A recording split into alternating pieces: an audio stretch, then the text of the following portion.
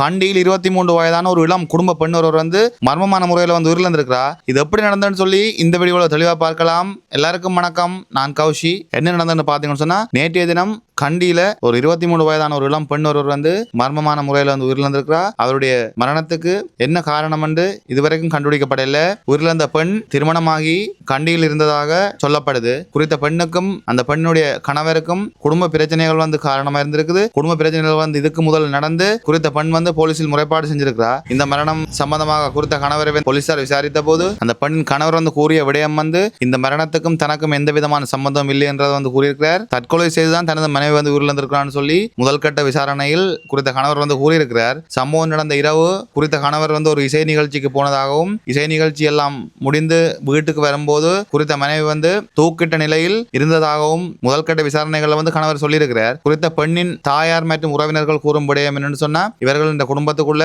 நீண்ட காலமாக பிரச்சனைகள் இருந்திருக்குது. இப்ப அந்த பிரச்சனைகளால தான் இவர்கள் தன்னுடைய மகளை கொலை செய்ததாக பெண் வீட்டார் கூறியிருக்கணும். குறித்த பெண் தற்கொலை செய்வதற்கு முன் கடிதம் எழுதி வைத்து விட்டு தான் தற்கொலை செய்ததாக கூறப்படுது. குறித்த கடிதத்தை போலீசார் பெண் வீட்டாரிடம் கொண்டு சென்று கேட்டபோது பெண்ணின் தாய் கூறிய விடயம், இது என் மகளின் கையெழுத்தல்ல, இந்த கடிதம் வேறு யாரோ தான் இந்த கடிதத்தை எழுதி இந்த விடயத்தை தற்கொலை மாதிரி சித்தரிக்க பார்க்கிறார்கள். எனவே இந்த விடயத்தில் நான் சந்தேகிப்பது ஆண் வீட்டாரின் குடும்பத்தையும் குறித்த ஆணையும் தான் நாங்களும் சந்தேகிக்கிறோம். இது ஒரு தற்கொலை மரணமும் அல்ல, இது ஒரு இயற்கை மரணமும் அல்ல, இது ஒரு கொலை. எங்களுடைய மகளை பற்றி எங்களுக்கு நன்றாக தெரியும். எங்களுடைய மகள் எப்பவுமே இப்படியான ஒரு முடிவு எடுக்க மாட்டா. எனவே இவர்கள் தான் குற்றவாளிகள், இவர்களை சும்மா விடக்கூடாதுன்னு சொல்லி பெண் வீட்டார் சொல்லியிருக்கணும். போலீசார் மேற்கொண்ட விசாரணைகள் ஆரம்பிச்சிருக்கணும். உடல் கூட்டு பரிசோதனைக்காக கண்டி மருத்துவமனையில் குறித்த பெண்ணின் உடல் வைக்கப்பட்டிருக்குது. எனவே மேலும் இது ஒரு கொலையா அல்லது தற்கொலையான்றது புரியாத புதிராவே இருக்குது. இந்த சம்பவத்துல இந்த சம்பவம் அந்த பகுதிகளே பெரும் பரபரப்பு ஏற்படுத்தி இருக்குது. குடும்பங்களுக்குள்ள என்ன பிரச்சனையா இருந்தாலும் கொலை செய்வதோ அல்லது வன்முறையில் ஈடுபடுவதோ சரியான தீர்வு அல்ல.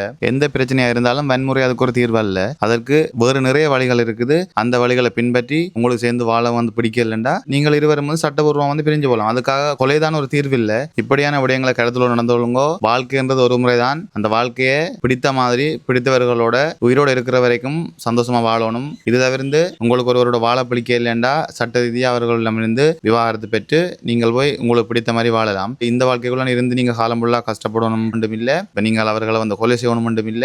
இப்படியான விடயங்களை தவிர்த்து உங்களுடைய வாழ்க்கைகளை வாழுங்கோ. வாழ்க்கையை வாழ்வதற்கே இன்னும் ஒரு வீடியோவில் சந்திக்கிறேன். பாய்.